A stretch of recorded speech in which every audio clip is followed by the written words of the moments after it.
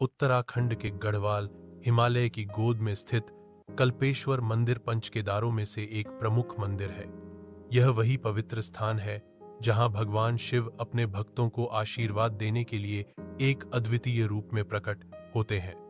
समुद्र तल से लगभग 200 मीटर की ऊंचाई पर स्थित यह मंदिर नंदा देवी, त्रिशूल और अन्य हिमशिखरों से घिरा हुआ है। इसकी विशेषता यह है कि पंच केदारों में केवल यही एकमात्र मंदिर है जो साल भर खुला रहता। पौराणिक कथा के अनुसार महाभारत युद्ध के बाद पांडव अपने पापों का प्रायश्चित करना चाहते थे।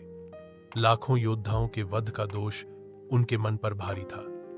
वे भगवान शिव से क्षमा मांगने के लिए हिमालय पहुंचे, परंतु भगवान शिव उनसे रुष्ट थे। उन्होंने पांडवों से मिलने से बचने के लिए विभिन्न स्थानों पर विभिन्न रूप धारण किए। कहानी कहती है कि भगवान शिव ने बैल का रूप धारण किया और गुप्तकाशी की ओर चले गए।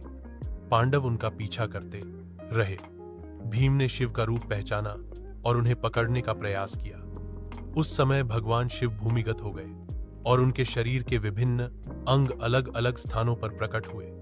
कल्पेश्वर में उनकी जटाएं पूजी जाती हैं। इसी कारण यह स्थान पंच केदारों में अंतिम और अत्यंत पवित्र माना जाता है। कल्पेश्वर मंदिर की एक और विशेषता है, यहां एक प्राचीन गुफा से होकर मंदिर तक पहुंचना पड़ता है। इस गुफा के भीतर स्थित शिवलिंग पर प्राकृतिक रूप से एक जटा का आकार दिखाई देता है। श्रद्धालु इसे देखकर भाव विभोर हो उठते हैं और मानते हैं कि यह स्वयं महादेव की जटा है। मंदिर में स्थापित शिवलिंग छोटा और सरल है, परंतु उसकी आभा और शक्ति असाधारण है। स्थानीय मान्यता के अनुसार इस स्थान का नाम कल्प वृक्ष से भी जुड़ा हुआ है।